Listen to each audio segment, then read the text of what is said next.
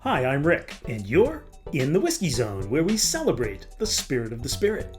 This time around, I'm exploring an independent bottler that's been in the news recently for all the right reasons. It's the Single Cask Nation release of an Inchgower 10-year-old, distilled at the Inchgower Distillery in the borough town of Buckie on the Moray Firth coast of the Speyside region of Scotland.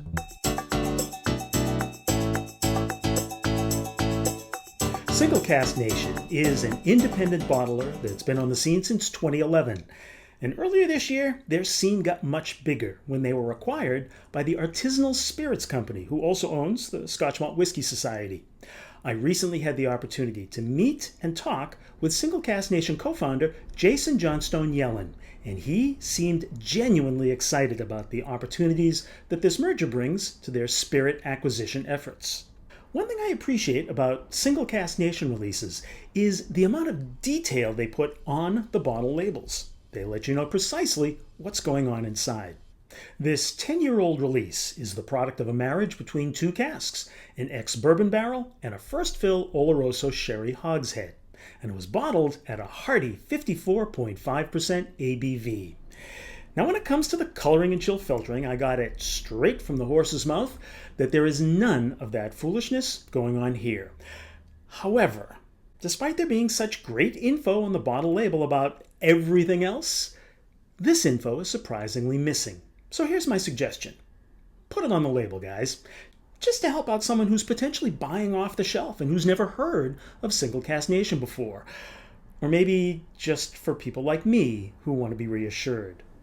So I am in love with this natural color, which has a light mahogany, kind of a copper hue to it. And there are some moderately thick legs of viscosity attaching themselves to the glass. Fun ahead? Let's find out. Cherry marmalade. Marinated raisins, rubbing alcohol, and lilac bushes. Now the tasting should also be fun.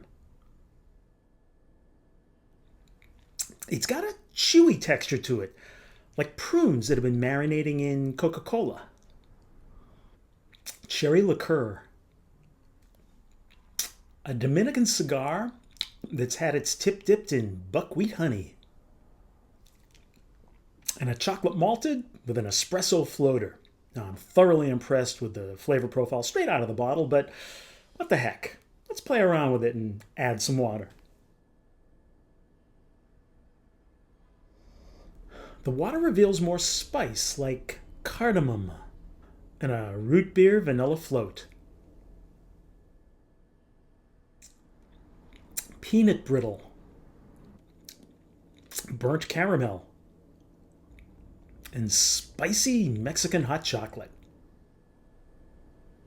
The finish is medium in length. I get some sugar on the lips, and then I'm left with an earthy mouthfeel like wet tea leaves, a root beer lollipop, Raisin Bran cereal, and a sweet salt stick. There are a lot of deep, rich flavors converging here, and the more you drink, the more they reveal themselves. I found this to be a very nice treat for my mouth. As with all Single Cask Nation releases, it is a limited bottling, so you may need to move quickly to lay your hands on one at the SCN retailer of your choice. But overall, this is an excellent example of the ways that independent bottlers can introduce us to spirits we might never have explored or even known about before. Good job, SCN. I'm giving the Single Cask Nation Inchgower 10-year-old release a 9-finger pour.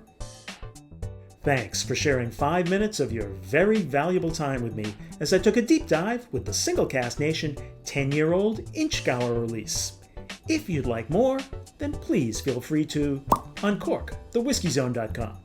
And since we're still sharing time together, why not subscribe, like, comment, or share? So until next time, drink smart, stay safe, and we'll see you again in the Whiskey Zone.